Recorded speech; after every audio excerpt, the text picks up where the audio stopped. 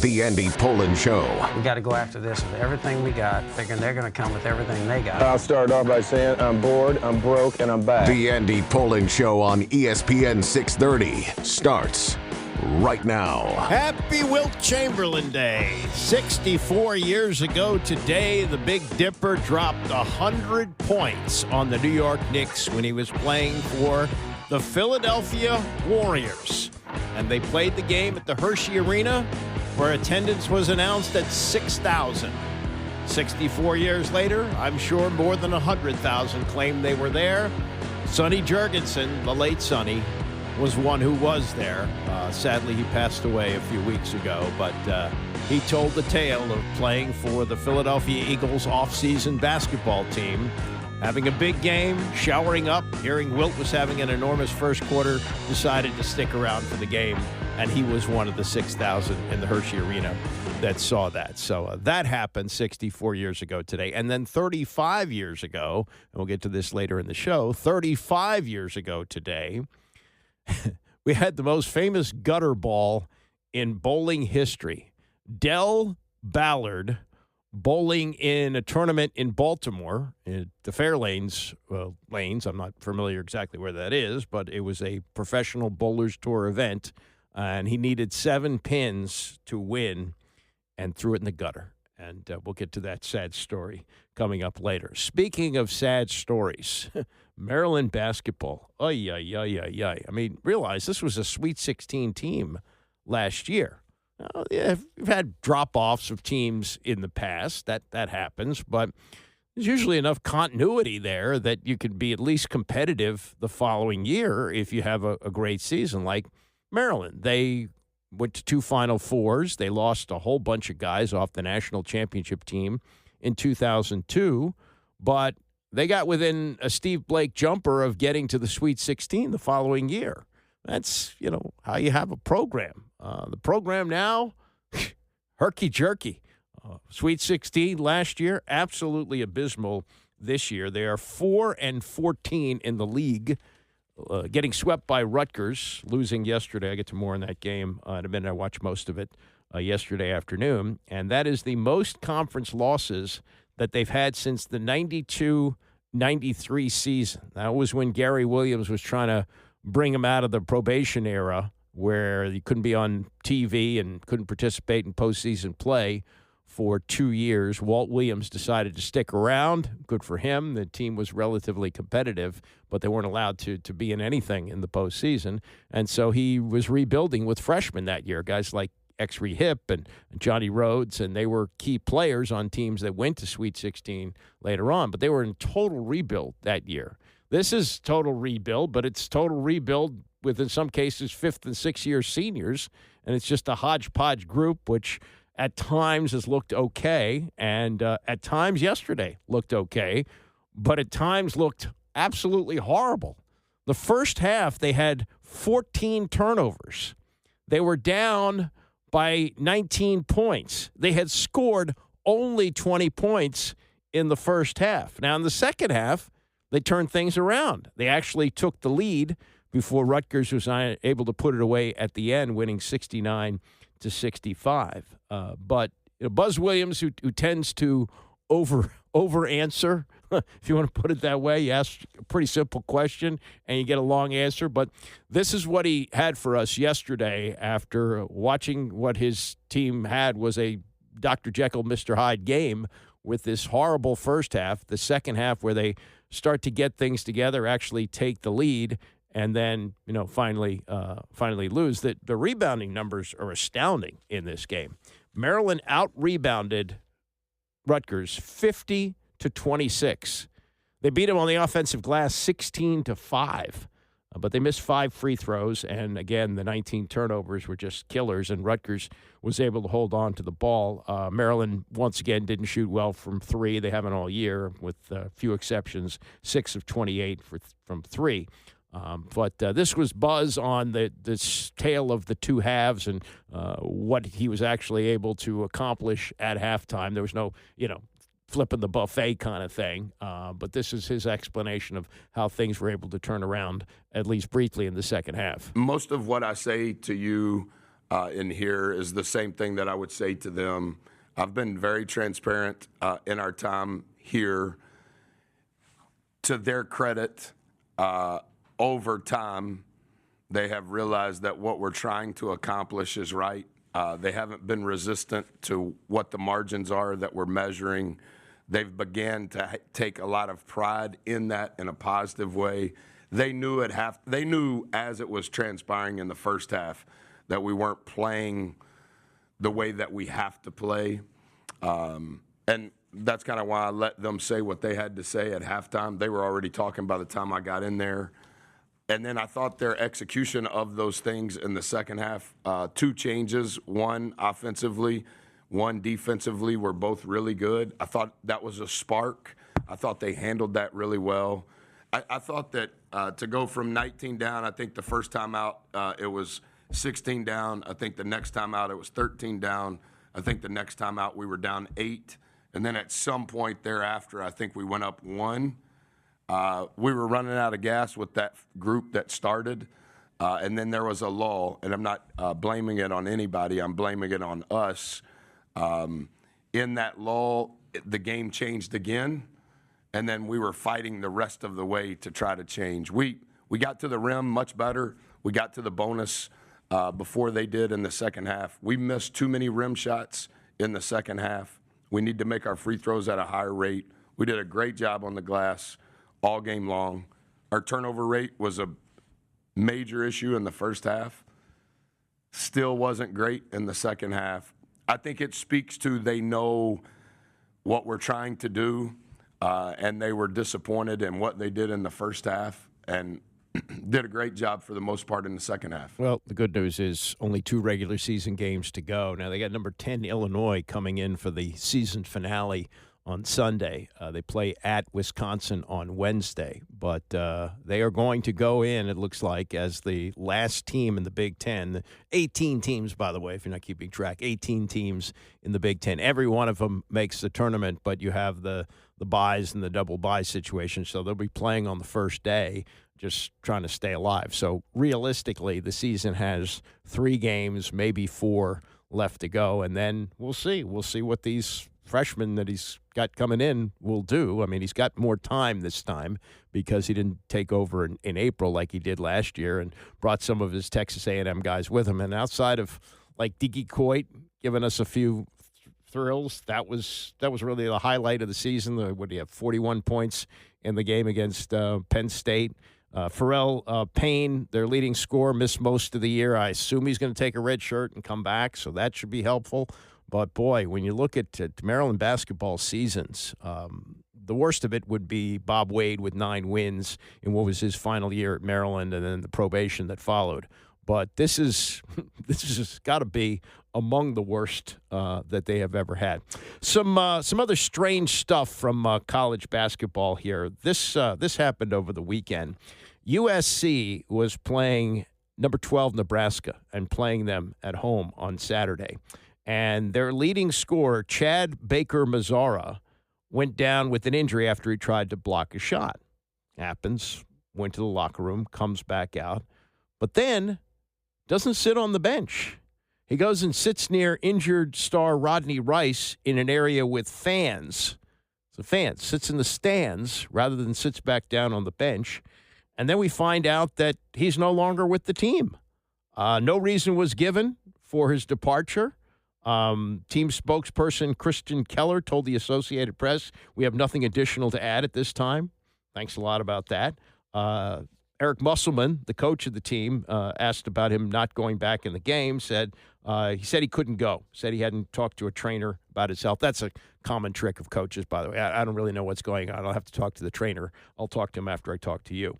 Asked whether it was customary for Baker-Mazzara to sit next to fans. Musselman said it was because of a shortage of chairs on the bench. Sure, I'll believe that. Now, here is the story of Mr. Baker-Mazzara. Not unusual in college basketball these days, but indicative of the college basketball game. Baker-Mazzara is a 26-year-old graduate student, transferred to USC last spring as the fifth stop of his career, Committed to Duquesne out of Spire Academy in Ohio, transferred to San Diego State after his freshman year for 1 year, then spent a year in junior college at Northwest Florida State. Then he wound up at Auburn. Stayed 2 years at Auburn. Played pretty well. Started 43 games, averaged 11 points and 3 rebounds. Key starter on the 2024-25 team that won the SEC regular season title and made it to the Final Four. And then he goes to play for USC, and he's having a great year. 18.5 points in 26 games, and career highs in rebounding, 4.2 and 2.8 in assists. Sat out a few games earlier this month, or in February, and came back to have a couple of big games. Scored 25 points against UCLA. I don't know why he left. He had an argument with the coach, I guess. It's possible he gets back on the team, maybe, but these are the kind of things that happen in college basketball these days, especially for a guy who's no stranger to transferring around. I don't think he's going to have any more eligibility at 26 years old, but who knows? They find a way to get it, and they go to court sometimes, and they wind up with it. And then our old buddy Kevin Willard, after his team got spanked, and who couldn't see this coming, after St. John's was absolutely horrendous earlier in the week in a loss against UConn where they scored only 40 points.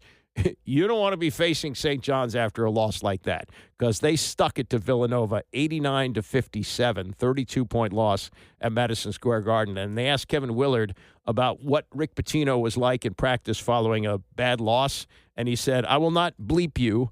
I don't have any hair because of this guy. I had a full set of hair when I started working for him. It's the most miserable experience in life. You fear for your life every day. Everyone laughs when I say that, but you think you're going to get fired. It's miserable."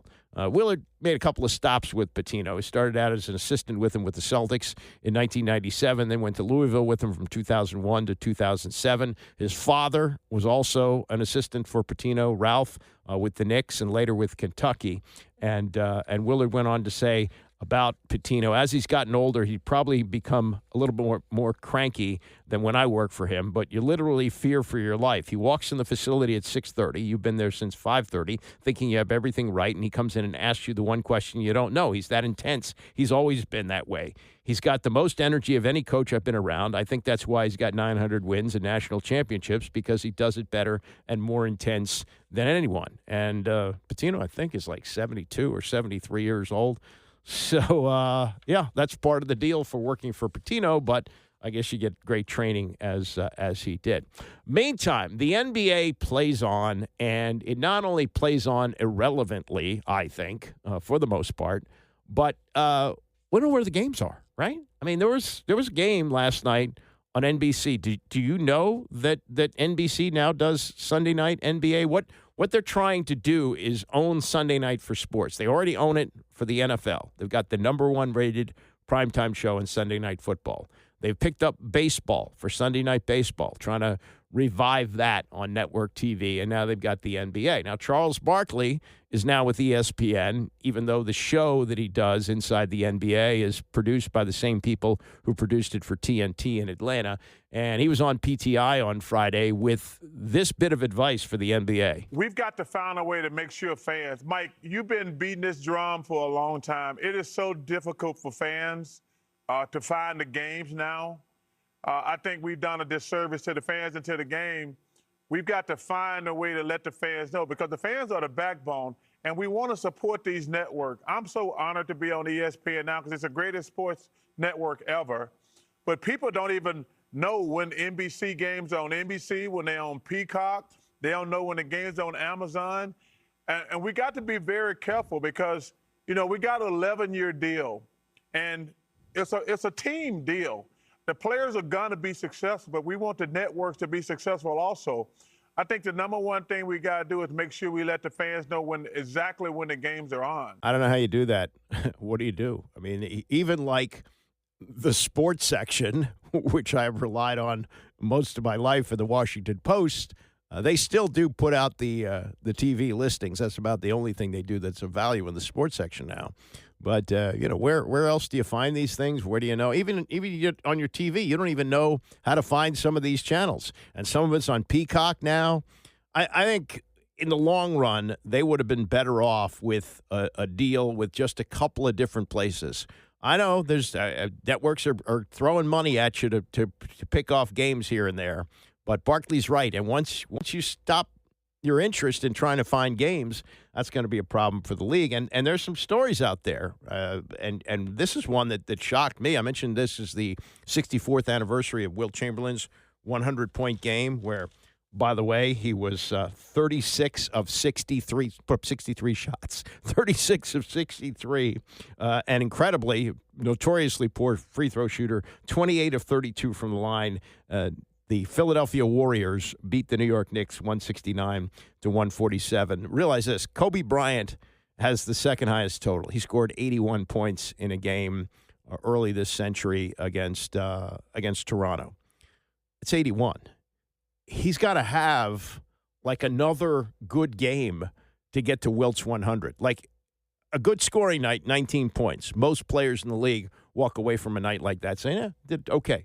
That's what he had to have in addition to his 81 points to get to Wilt's 100, and Wilt did it without the three-point line. Not that he was going to take a three-point shot anyway, but that's the difference. There's a lot of extenuating circumstances that went into it, like the Knicks, the Warriors were fouling the Knicks up because they wanted to stop the clock to give Wilt time to score, but still 100 points in a game. And what SGA, Shai Gilgeous-Alexander, is doing for the Thunder is absolutely remarkable. This happened last night. He had 30 points in their 187 win over the Mavericks. It was in Dallas on the road. That's his 59 consecutive road games in which he has topped 63 points.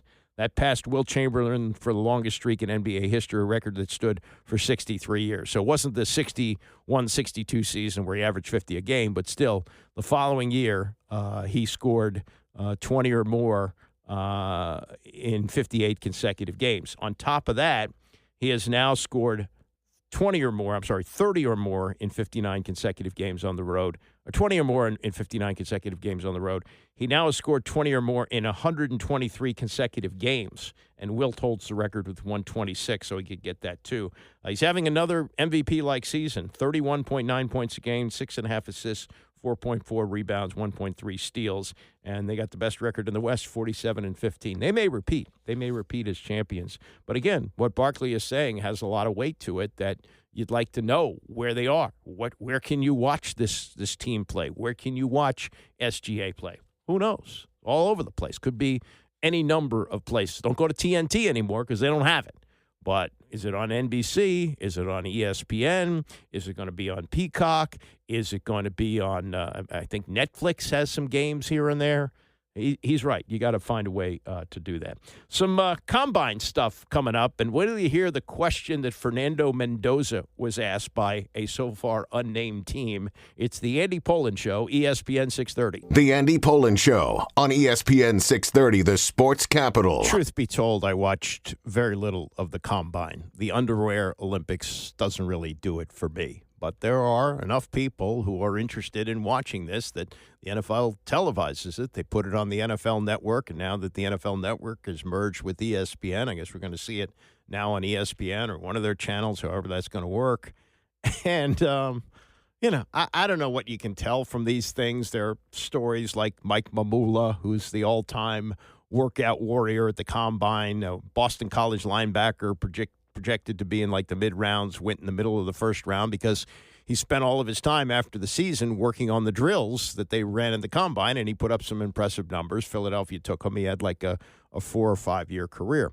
But during the Maryland game yesterday, especially when they were playing like crap in the first half, I tuned over to the NFL Network just to see what was going on, and they were doing the 40-yard dash for offensive linemen, which seems kind of ridiculous because when do you ask an offensive lineman to run 40 yards? It's not a wide receiver. Maybe a running back will have to run 40 yards sometimes, maybe a tight end, but okay, offensive lineman running 40 yards. But here's the thing. I'm looking at some of these times, and they're mind-blowing. The center from Iowa, his name is Logan Jones. He's 6'3", 302 pounds. He ran a 4.90. Spencer Fano, who's a tackle from Utah, 6'6", 308 pounds, ran a 4.91. You may know this. Jerry Rice, his combine time. And Jerry Rice was coming out of Mississippi Valley State now over 40 years ago, 1985.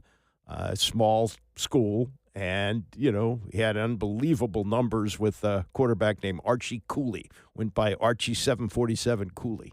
And they ran it up. They ran what I guess was called the run and shoot. It was throw the ball to Jerry Rice, which was a great idea.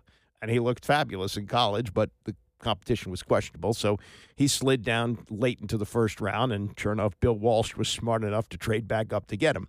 Jerry Rice's combine time in 1985 in the 40 was 4.71. The all-time greatest receiver ran a 40-yard dash, which was only 0.2 of a second faster than a 6'6", 308-pound lineman. 0.2 of a second. Think about that. That's blinking your eye. And so I just don't know what these combine numbers mean. I really don't. Look, Brian Mitchell, he used to talk about this, probably still does. When I work with him, he would talk about football speed. He says there's a difference between speed and football speed.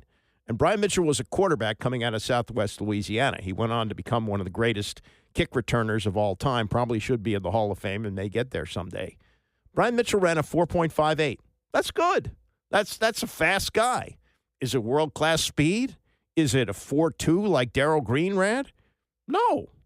But he knew that once he caught the football, if he took off running as fast as he could, fearlessly, there was a pretty good chance he was going to have a big return. And he had a total of 13 punt and kick returns for touchdowns.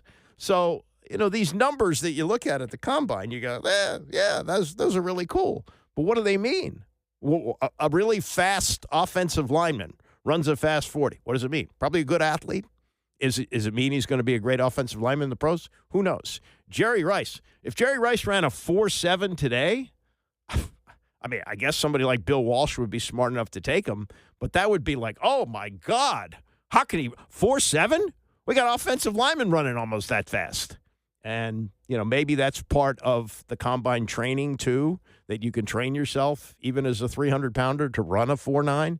But that's why I always take these things with a grain of salt. But anyway, the number one guy, and did not throw at the combine. He will throw on his pro day, is Fernando Mendoza. That seems to be a foregone conclusion that he's going to go to the Raiders. And he has got this great outlook on life, really smart guy. I could have played at Yale.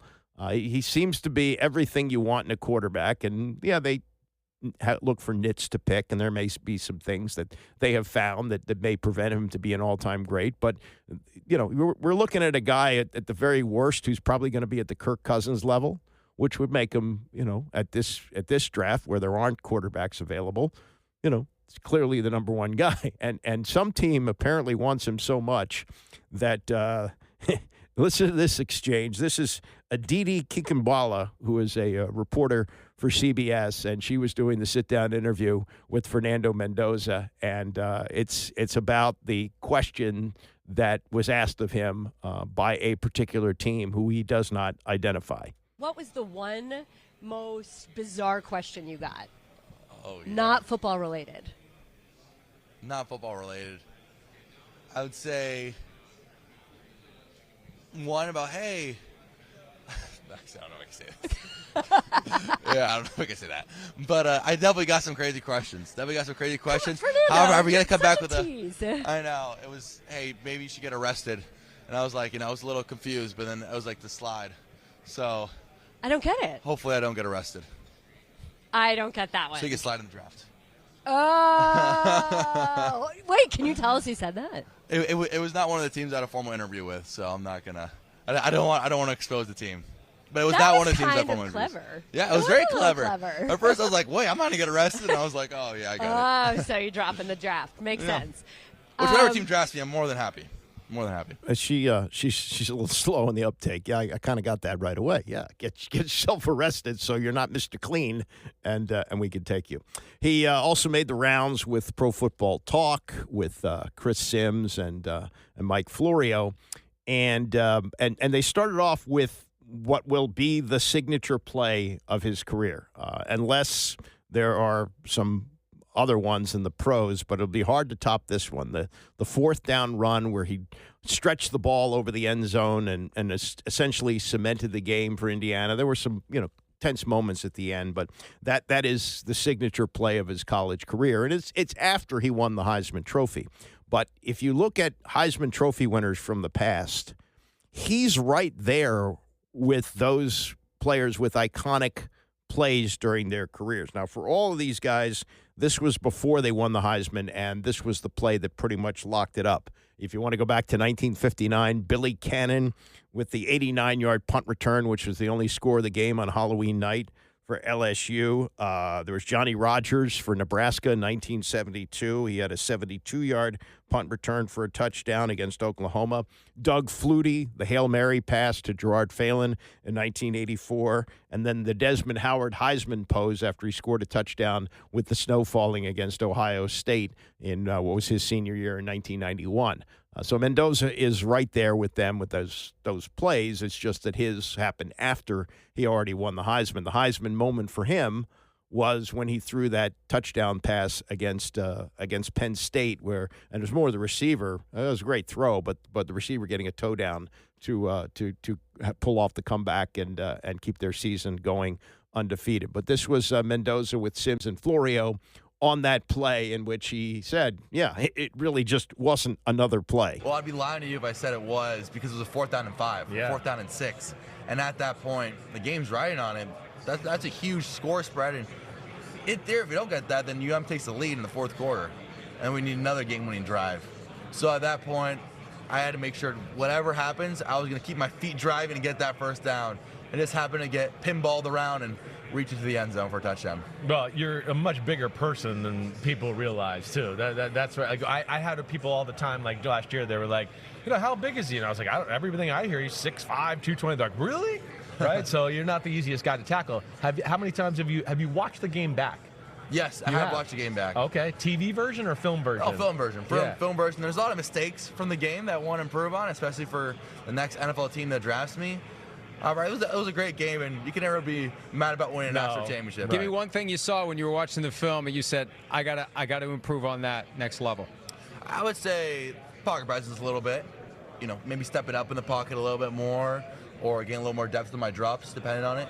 Those edges did a great job, Bain and Mesidor. However, we have a great offensive line in Indiana, and I got to help them out. Yeah. When you were at Cal, people were starting to notice you, obviously. And then, of course, Signetti saw you and was like, ooh, I see something there. But who else was it between in that process? Was it like Indiana and Signetti all the way, or was there anybody else you were kind of flirting with a little? Yeah, it was between Indiana and Georgia. Which are great coaching staffs, great history with their quarterbacks and their quarterback development.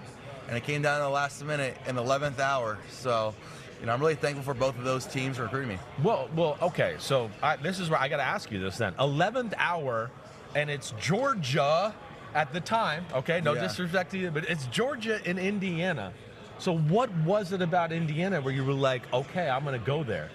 The way that Coach Ignaty really harped on the quarterback development piece, and the way that I saw my younger brother, Alberto Mendoza, who's a quarterback for the Georgia Tech Yellow Jackets. Now he is, The way that I saw him develop in 1 year, it's like, this place is special. I want to be there. That's interesting. So it was through your brother and the stories he was telling you, and then, of course, Signetti's magic touch with his words and all that. That's awesome, man. How do you deal with this notion that you are going to be the #1 overall pick, the Raiders are probably going to take you, but you still don't know and won't know for a while, unless they've told you. If they've told you and you want to tell us, we're happy to listen. But give us an idea of what that mindset's like as you're just waiting and waiting with this idea that you're likely going to be the first guy to be drafted. Yeah, I say likely in the media, but you never know what could happen. There's so many different things that happen on draft day. There's trades, and whatever team drafts me, I'll be more than happy. And this is the most extensive and important interview of my life. So at this point, I'm only at the first stage of the interview, which is the combine. Then I have the pro day, and then there's top 30 visits. So I'm really trying to make the most out of the opportunity. And whatever team drafts me, whether it's pick #1 or the last pick in the draft, I'd be extremely fortunate. What's it been like so far being in some of these meetings and going there? Like, take people into it to like what you go through a little bit. Yeah, I would say it's different for a quarterback than everybody else. It's different than a quarterback for everyone else. Yeah. The meetings I've been in, I've gotten grilled about some past plays in the past, about recalling some different types of plays. And it's been a great opportunity. I believe when the pressure is on, everyone's on that room looking at you, watching you drop a play or watching you talk about the play. Yeah, right. Is how I like it. And I think that was correlated to the Indiana season. Whenever the lights were bright, whenever the pressure is on, hey, at that point, there's no pressure. What a great opportunity. Pressure's a privilege. Stay in that moment, stick to the fundamentals, stick with what you know. Where did you get this just everything's great, awesome attitude all the time? Who is it? I got it from my mother. I'm a Okay. perfectionist, Yeah. deep at heart, so sometimes there are some negative thoughts and negative words. I tell my mom, she hit it out of me, said, no more of those words. If you want optimistic results, then you need to speak optimistically and have an optimistic attitude. What's the defensive coverage that you see that makes you want to have negative thoughts? Yeah, I would tell you, but I don't want any team to watch it, because you guys are very watched out. Nobody watches us. You're fine. Yeah, for sure. I will say it all the time. You're right. He struggles with cover too, everybody. Well, if there is a struggle with the coverage, the team that asked him to get arrested so he would slide down the draft obviously wasn't concerned about that. However, we have this every year. We had this when Jaden Daniels was drafted 2 years ago by Washington, that as you get closer to the draft, and I've talked to Mel about this, Mel Kiper, many times over the years, he says there's just too much time between the end of the season and the draft, which is now, I think it's April 23rd this year, for teams to change their mind, to overthink this. And we always have this. Like, you remember when Daniels was drafted, there was some who said, oh, no, the guy is J.J. McCarthy. You got to take J.J. McCarthy. Well, J.J. McCarthy's on his way to Bussville right now. And Jaden Daniels was the Rookie of the Year, a rough year last year, but looks like he's going to be a great quarterback. There were some, who said, don't take Caleb Williams at number one. Don't do that. Well, he had some struggles in his first year. Now he looks like he's going to be one of the great quarterbacks in the league. That's, kind of the things that you go through. So, with still some time, with almost 2 months to go until the draft, there's going to be some thinking and overthinking. And now there's Ty Simpson of Alabama. Not that this will necessarily make the Raiders change their mind. I'm sure they won't. But there will be some who say, well, maybe the upside is going to be higher for Ty Simpson. Maybe that's the guy to take. There was not, when Peyton Manning came out and Ryan Leaf was coming out at the same time, you look back on it and go, of course you're going to take Manning. At the time, people said, no. Ryan Leaf translates better to the pro game than Peyton Manning. He's bigger, stronger, faster. Head case, that ended his career. And that's not to say that there's anything wrong with Simpson and Daniel and Mendoza. But as Daniel Jeremiah of the NFL Network told Dan Patrick, it doesn't seem like there's going to be any kind of debate on the two going into the draft this year. I think there's a pretty good gap, in my opinion, how I see him. I just, Mendoza, the hard thing about his evaluation, and I've talked about this a little bit, is that, people talk about the RPOs and how quick the ball, comes out a lot of the times. Well, spoiler alert, that's college football. That's how a lot of these guys are playing the game. You have to be able to cut through that. So the way I do it is, you take the whole season, you watch the games you're going to watch, but then I like to go back and look at these situations. 3rd and 7 plus, you're not RPOing on 3rd and 7 plus, and everybody in the stadium knows you're throwing the football. The red zone where the space is condensed and you got to make more tight throws. I look at end game situations, and then I look in big stage games, big stage moments. And I'm like, Dan, he aces every single one of those tests. Like, he didn't throw a pick in the red zone. It's like crazy numbers inside the red zone. You look at him when everybody in the stadium knows they're throwing the ball, and okay, sometimes it can be a little back shoulder heavy, and he gets criticized for that. I'm like, I don't know. I keep throwing it too. They can't cover those receivers on the outside when he pinpoints the ball on their back shoulder. But I've seen him fit balls in tight spaces. He's big. He can move. If you need him to get some free yards, he can take them. With Ty, I like Ty is someone who in my opinion, I think a lot of former quarterbacks are going to take to him because he's the son of a coach. Everything from a mechanical standpoint is beautiful and flawless, like great feet, nice delivery. He does not have a huge arm. There's times, and their offensive line was not a traditional Alabama offensive line. They didn't have the traditional benefits that you'd have in that program. So there was a lot of bodies around him. And I thought there were times he looked small. The ball was coming out of his hand. He looked like he was thrown out of a well. The ball would kind of take off on him. So I like him. He's my 40th player. I think he's a 2nd round guy. And if somebody wants to take him in the back of the 1st round to get the extra year, I can get with that.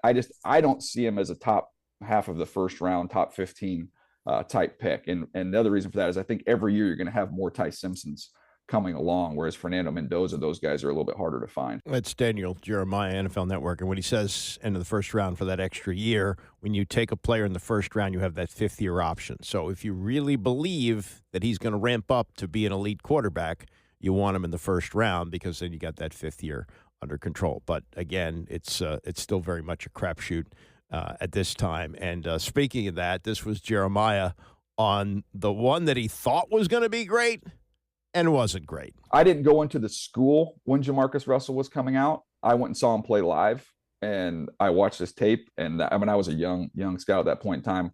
That was probably the most talented guy that I ever saw. And it was like, okay, I don't know all the other stuff. The guys who go into school get all the character and the work ethic, all that, but I'd never seen a guy throw a football like that. And I was like, I don't know how this doesn't work. That's insane with the ability that he had. And obviously we know how that worked out. Why didn't it work out?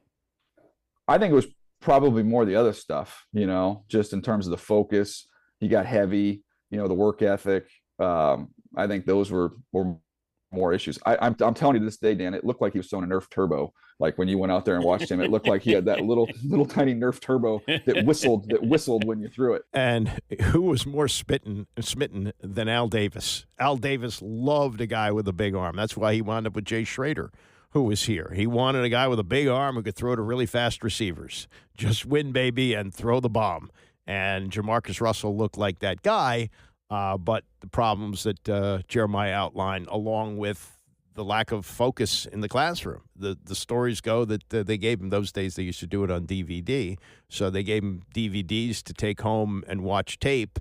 And they asked him if he had seen them the night before at home. He said, "Oh yeah, I really dove into them. They were blank tapes. They knew he wasn't working on it." And he got heavy, and he was a game changer in a lot of ways because he got like $50 million guaranteed. They didn't have a rookie salary cap. That's when that got instituted because you just couldn't throw all your money away on a quarterback who was going to be a bust. And he's got to be, if he's not the biggest bust of all time, he's in the conversation because he went number one, and ate himself out of the league, didn't work hard, and just mentally wasn't ready for the position. But in terms of, what you see, and that's why you have to take all these numbers that you see at the combine with a grain of salt, that they could have great speed, great strength, but once you get into the league, there's a lot more that goes into it than just physical skills. All right, coming up, much more on the combine, and also 35 years ago today, the most famous gutter ball in bowling history. It's the Andy Pollard Show, ESPN 630. Eenie, Meenie, Miney, Mo. Who do you know to select? How do you know? Yeah, sure, you got some great combine numbers. That may be meaningful. And there are some players who have elevated themselves over the last few days in Indianapolis with these great combine numbers. But I pointed this out in the first hour. We had offensive linemen. I watched some of this. Offensive linemen running 4.9 in the 40 over the weekend. Jerry Rice's combine time for the 40, the greatest receiver who ever played the game. His combine number was 4.71. 300-pounders running 0.2 of a second slower than the greatest wide receiver in history. So you got to compile all this stuff and then try and figure out who the best guy is. But you don't know.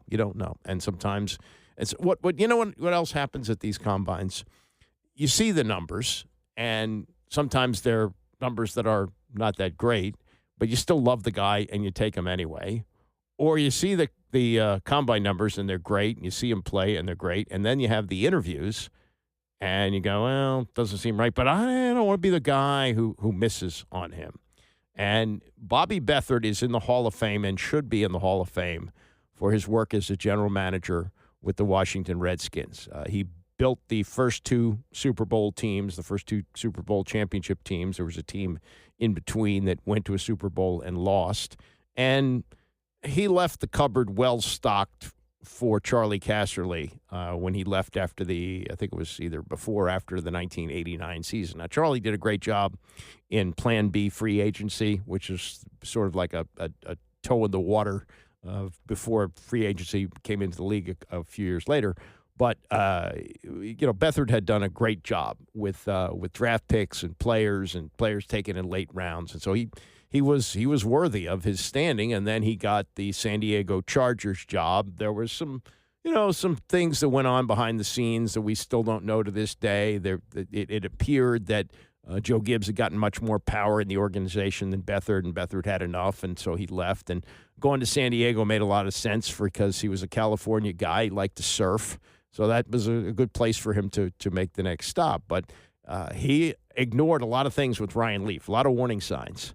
And he traded draft picks. It wasn't just that he took them at number 2. He had to move up to number 2, traded some players and draft picks to get him, and he was one of the biggest busts of all time. So you really don't know. But, you go with your best instinct there. And what now comes out of this draft and out of this combine, and there was this feeling about it going in, that the best player in this draft is likely to be Jeremiah Love, who's the running back from Notre Dame. And when you hear him speak, I think you'd be very impressed. We're going to play some of the conversation that he had on Pro Football Talk. But he is projected to go very high, and he's a running back at a time when running backs have sort of made a comeback. Like there's a period like 10 years ago where Mel Kiper said, I don't know if a running back is ever going to go in the first round again. And the one who really devalued the running back position was Mike Shanahan. Mike Shanahan was able to take almost any running back and turn him into a 1,000-yarder with the way he ran his scheme in Denver. And, he traded Clinton Portis here for a Hall of Fame cornerback in Champ Bailey. You could do that with Joe Gibbs, who was running an 80s offense and, needed a running back for that. So, now with what we've seen the last couple of years, with the big difference, the past 2 Super Bowl winners, with Saquon Barkley 2 years ago with Philadelphia, and what was able to happen this year with Seattle, that running backs has become more important. So when you're looking at Jeremiah Love, is he going to go number 1? No, Fernando Mendoza is going to go number 1. But how about after that? How far could he drop, or how high will he stay is a better way to put it.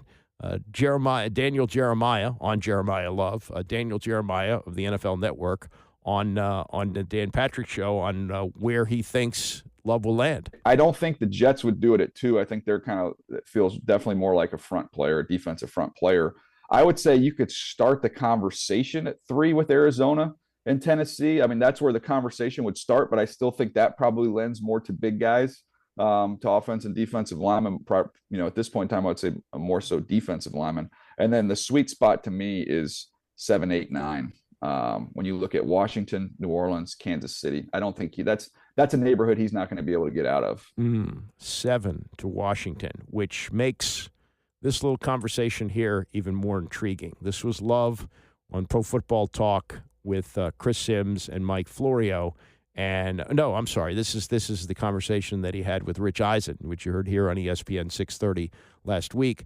This is about how he's different on the football field than he is in person. And when you hear him speak, you can't not be impressed. But listen towards the end of this, about 3 minutes, where he talks about the teams that he's talked to so far. And there's one seemingly significant omission, maybe not. This is Love on how he kind of flips a switch and how he's a different guy once the whistle blows. How are you on the field?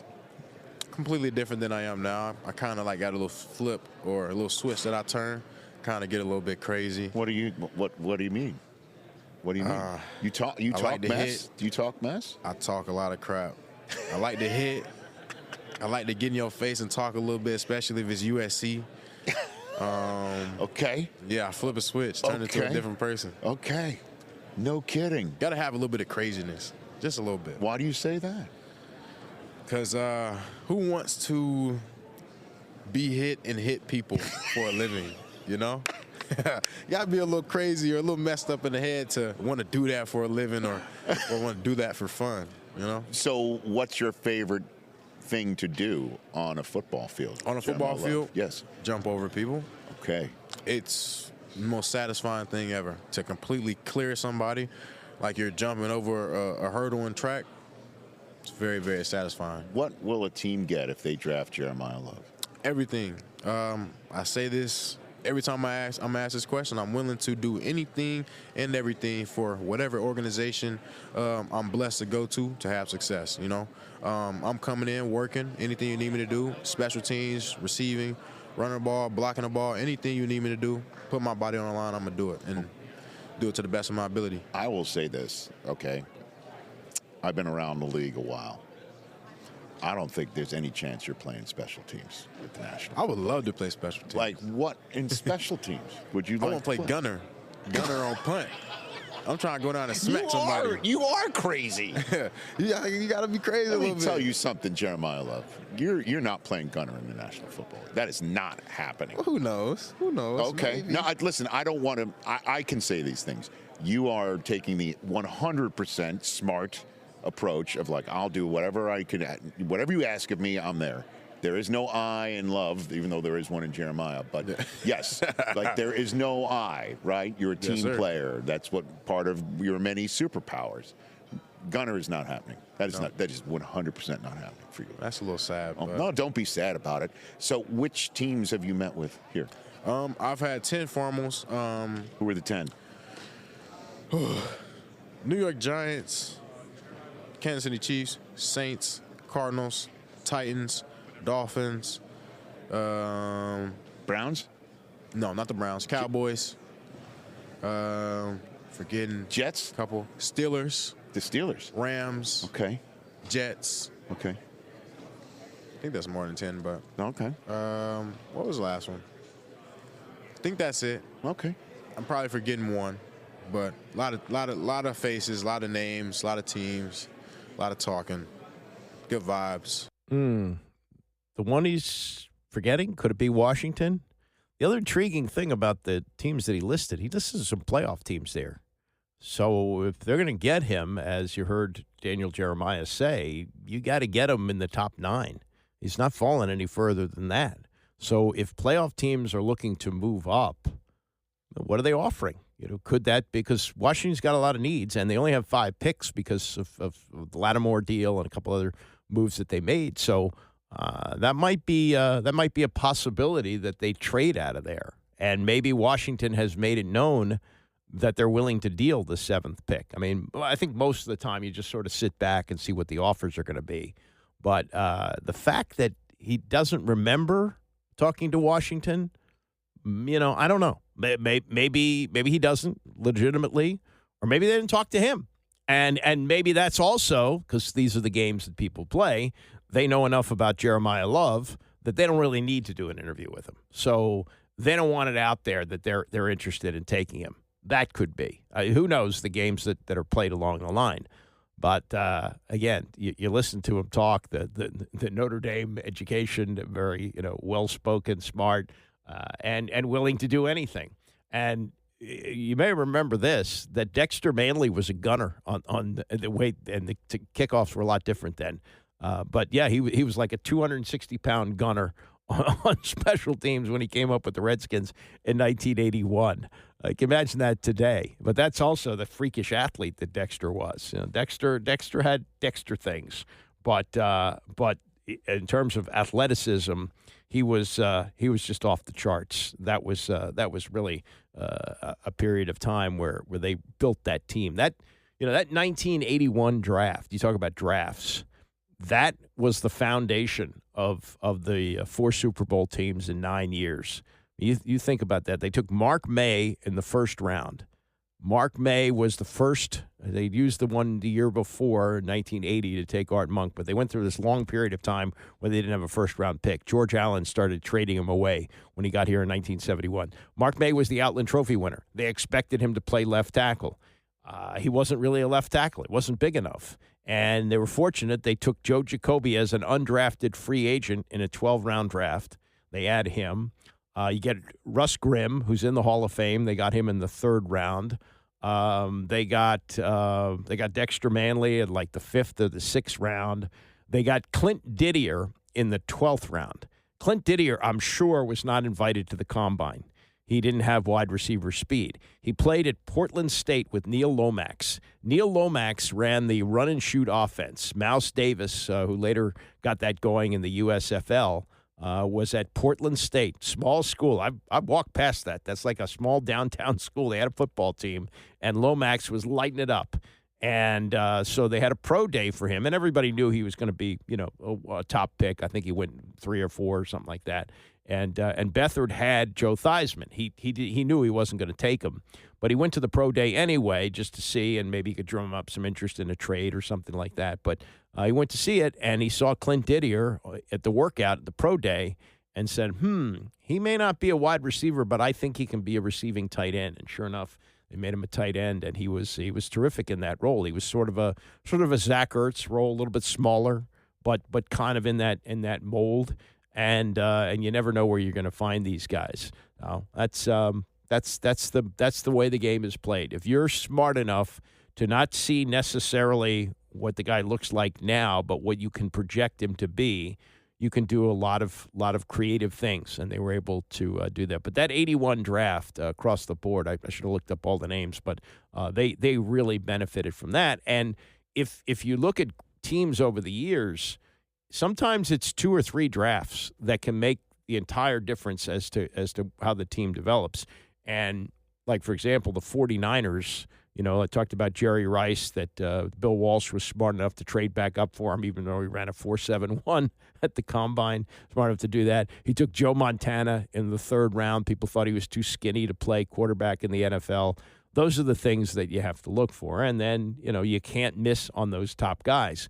And I would say this about Charlie Casserly, who I like very much. He had too many big misses at the top. Desmond Howard, number 4, that was not a good pick. He took Heath Schuler. That was something that Norv Turner wanted here. Norv said something like, I think I can make him Troy Aikman. He wasn't even Troy Donahue. They just had too many top selections that just didn't work out for them. Charlie did some good things. He made some good trades and was good in the later rounds. But he also took in 1990, I think it was 1993, he took a punter from UTEP in the 3rd round, Ed Bunn. Ed Bunn was actually more of a kicker at UTEP. And what do we know about the altitude at UTEP? It's very high, and the ball goes further. And Ed Bunn, on top of the fact that he wasn't punting as well once he got to training camp, because the altitude's a lot different in Ashburn than it is in El Paso, he also couldn't get the kickoff quick enough. You got to be a pro punter, you got to catch and kick in a matter of, tenths of a second, like 1 point something to get it off. And that's why you've seen Tress Way has been so successful here. He rarely has one blocked, and when it is, it's a breakdown on the blocking, not because he's taken too long to get the kickoff. So, all different things that go into selecting players, and you sort of have to take whatever's done at these combines as just a piece of information. Don't go too much with it. Coming up, we talked Friday about the report cards for the NFL teams, with Washington finishing 3rd. With the field, FedEx Field getting a B+. It's the field itself, or now I guess Northwest Stadium. But ownership got an A+. General manager got an A. The coach got an A+. What does it mean? To Tony and Mike on PTI, it means bupkis. What they said about it next, it's the Andy Pollin Show, ESPN 630. The Andy Pollin Show on ESPN 630, the sports capital. So we talked about this on Friday, the report cards from the NFL teams that were not supposed to get out, got out. The NFL wasn't happy about it, but we knew pretty much that they were going to get leaked by the NFL Players Association. And Washington, probably the ownership was happy about that, because 2 years ago they finished DFL with Josh Harris saying, I'm not an F- guy, and sure enough, he's not. 2 years later, he's A+. And Washington was number 3 on this survey, which I took to be positive. But there's another spin on this, which came from Tony Kornheiser and Mike Wilbon on PTI on Friday about what these report cards actually mean. An arbitrator ruled the union couldn't publish them, but the arbitrator couldn't stop ESPN from getting our hands on them. More than 1,700 players rated teams in various categories, including ownership, facilities, and coaches. Miami rated first. That must surprise you. Surprise me. Does. Pittsburgh ranked last. That surprised me too, yeah. The NFL claims the survey isn't scientifically valid. Of course it's not. What? With that said, Tone, what result intrigued you more? I know you've surveyed those. So this is the thing that the court said could not be published. Please. But here's like what it's happens. the Pentagon Papers. Here is what happens.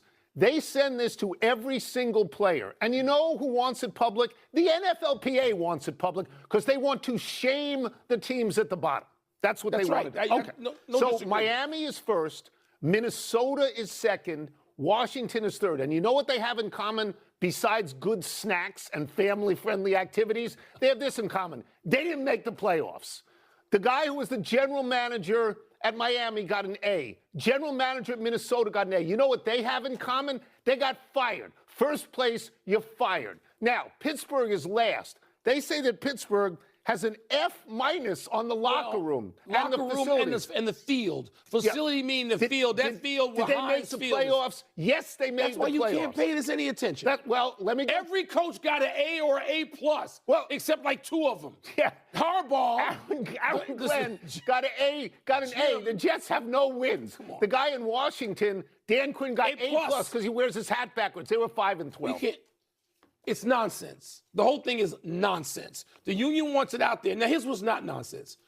The part about how they treat the families. Because when you look at free agency, right? That's important. That becomes important. It is. How about the fact that Kansas City was rated 27th and they got an F on locker room? Kansas City in the last 7 years, 5 times to the Super Bowl, 3 wins. You think the locker room's killing them? Because I don't. I bet you this, though.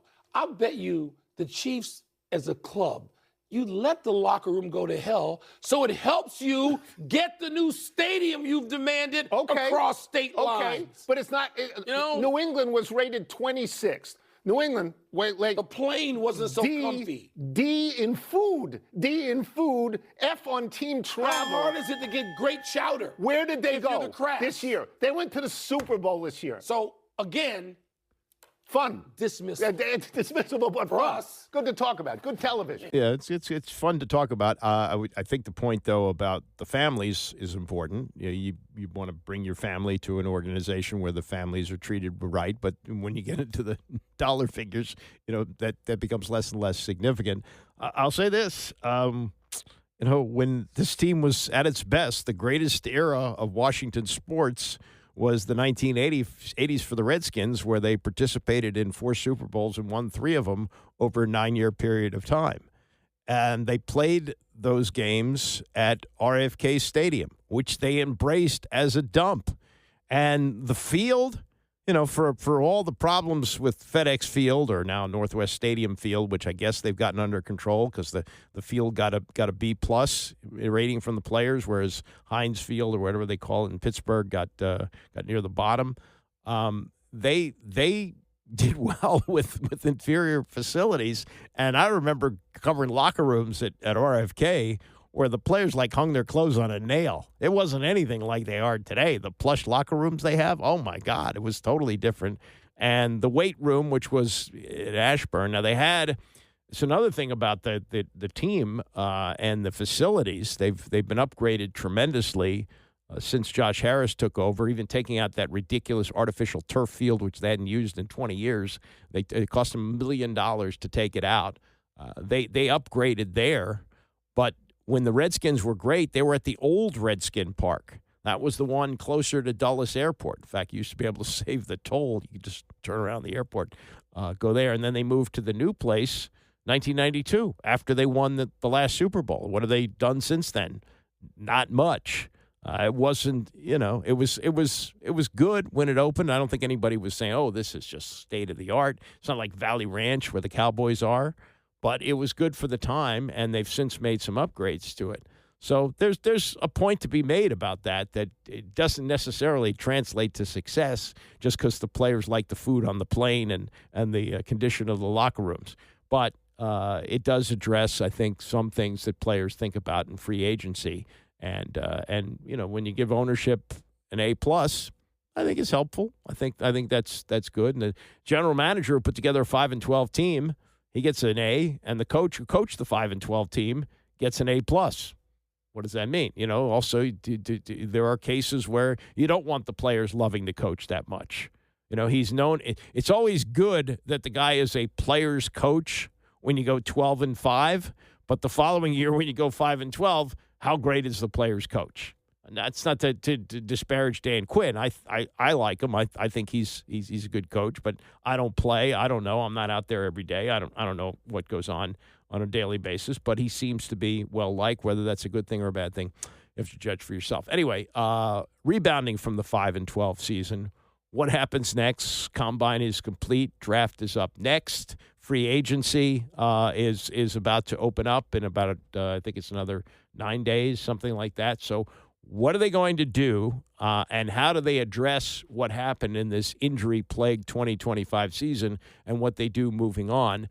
John Keim on his podcast had on Nikki Jhabvala of The Athletic. John, of course, works for ESPN. Two people have covered the team. John's been doing it for 30 years, and Nikki's been doing it, I think, for the last 4 or 5 years. And so they know the team well inside and out, and this is what they believe they're going to be looking at off a season that was a disaster. I don't know how you could ever say, 5-12 was a good season.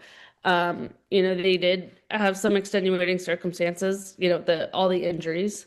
The schedule wasn't particularly kind to them, but, it certainly wasn't the worst in the league. Shoot, you look at what the 49ers are going to face next season. Gosh, that sounds brutal.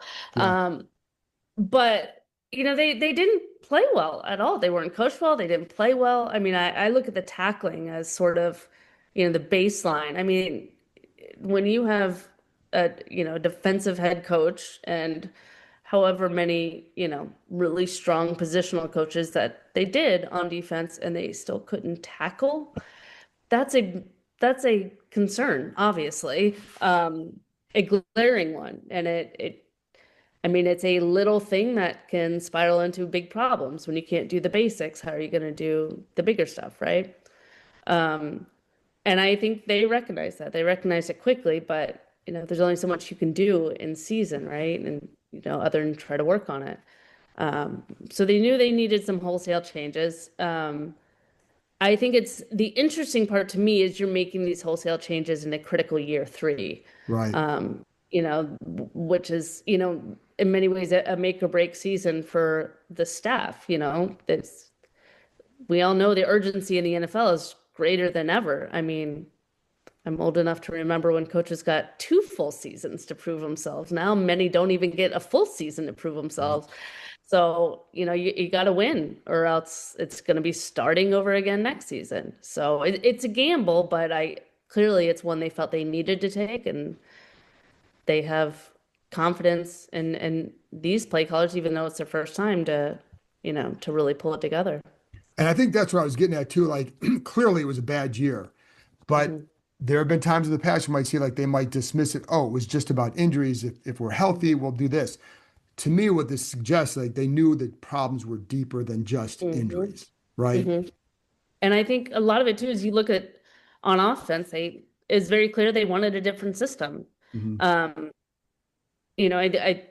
look across the league, and the majority of the league is playing in some version of a West Coast. They're all different. Many are multiple at this point, but many have those same principles of a West Coast. There's a reason it's copied over and over again, right?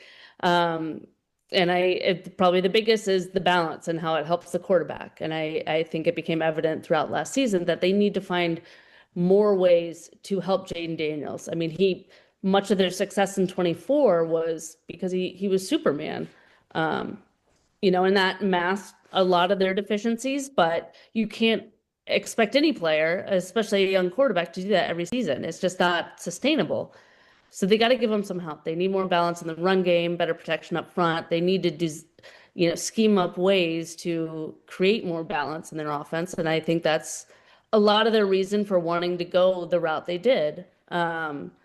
He can't play only 7 games because he's hurt. And you can look at each injury and say there's, each injury, the reasons were different each time, sure, but you also want him to give him the best environment possible. Right. So what does that tell you then about what they'll do in free agency? I think they're going to want dynamic pass catchers. I think receiver is going to be a big priority. I think they know they need a complement to Terry, a reliable complement to Terry, to have sort of that 1A, 1B. They know they need depth there. I think they want a strong running game. So I wouldn't be surprised if they add to that room. They losing Zach Ertz, and I know they said they'll keep the door open for him, but the reality is he's also getting at the end of his career at some point. So they need to add targets for him. They need to add playmakers. And I think Laramie Tunsil will get paid handsomely. Oh, yes. Oh, yes. That's Nikki Jabala, The Athletic, with John Keim of ESPN. And I think the organization, and this was really the first big contract deal for Adam Peters as the general manager with Terry McLaurin, and how disastrously that went last year. I think that's going to make more money for Laramie Tunsil. Same situation last year of his contract coming up. They have to work out an extension, and they will, because he will be the Jaden Daniels protector. I think he stayed healthy, didn't miss a game, maybe went out for a quarter or two during the season. So durability and the level that he plays at, very important. And as she says, they're going to be looking for some playmakers, which makes the name Jeremiah Love even more interesting. There's some great defensive guys that they looked at there too, and they do need help on defense. But what she's saying is the immediate needs, and this makes a lot of sense when you think about the future with Jaden Daniels.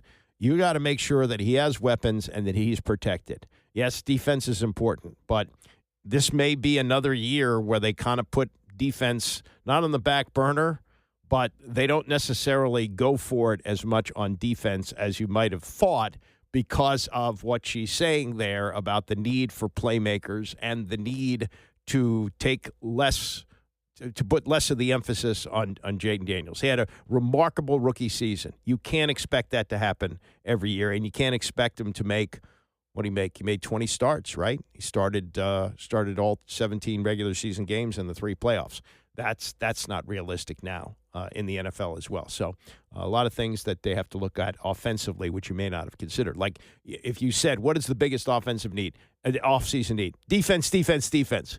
But what Nikki's saying is no, they really need to load up on the offense as well and make sure that everything's hunky-dory with Laramie Tunsil. I just saw this story, which really amazes me, and I would have some more questions about this. I did go to an Atlanta Falcons game a couple of years ago with my son, and if you're not familiar with what they do, they charge very low prices for concessions. Like you can get a beer there for like $4. You can get a hot dog for like $3. I mean, insanely low prices compared to other stadiums, and it works for them. They sell more food. What I understand, they make more money doing it that way because more people buy the concessions. The St. Louis Cardinals, the baseball team, they are offering, according to what site is this? According to MLB, MLB.com, I guess, that you can buy a package of food, all you can eat, for $29.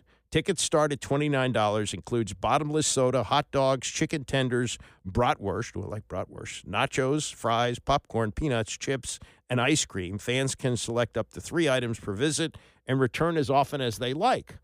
Now, I don't know how you monitor this. What if you're sitting with, your family of 6 and you buy this one $29 ticket and you just keep going back? I guess it's got to be the same person. Maybe there's a photo ID. A lot of questions I have with this, but that seems insanely low. I went to a Mets game with my son a couple of years ago when he was still living in New York, and the beers were $15. And then I said, I'm going to get something to eat. What do you want? He says, in left field, there's this stand there that makes these steak sandwiches, which are really good. So, okay. So I go to left field, and there's the place with the steak sandwiches. And I ordered 2. They were $24 a piece. They were good. $24 for a steak sandwich? That's what you'd pay, like, if you go into Morton's, it would seem like. So the concession prices generally are very high, and this seems like an insanely good deal. Bottomless soda, hot dogs, chicken tenders, bratwurst, nachos, fries, popcorn, peanuts, chips. That's another thing about going to a baseball game. In terms of ticket prices relative to other sports, it's affordable. You can get a good seat at a baseball game for less than $30. You can't really get a good seat at an NBA game or a hockey game or an NFL game for less than like $130. And for the NFL, I know this because I was part of a focus group. Top seats at the new stadium are going to sell for $1,000 a game. You buy 4 tickets, you're paying $4,000 for each game for a family or a group of 4. And top tickets, I guess they got some lower, but not a hell of a lot lower. You know, it's not going to be bargain prices there at the new stadium. It's costing them close to $4 billion to build it. They're not letting you in for free. And I just wonder if this is going to be a trend, which would make sense. I think people would go to more games if the prices were low at the concessions. Because, you know, once you paid for tickets for a baseball game, let's say you buy 4 tickets, $120. Okay, that's very reasonable. You know, movies are $15, maybe $20 now. So that's in line. But then, you know, you're buying the $15 beers, you're buying the $12 hot dogs. You know, it adds up. By $29 even per person, that's not crazy. That's not crazy.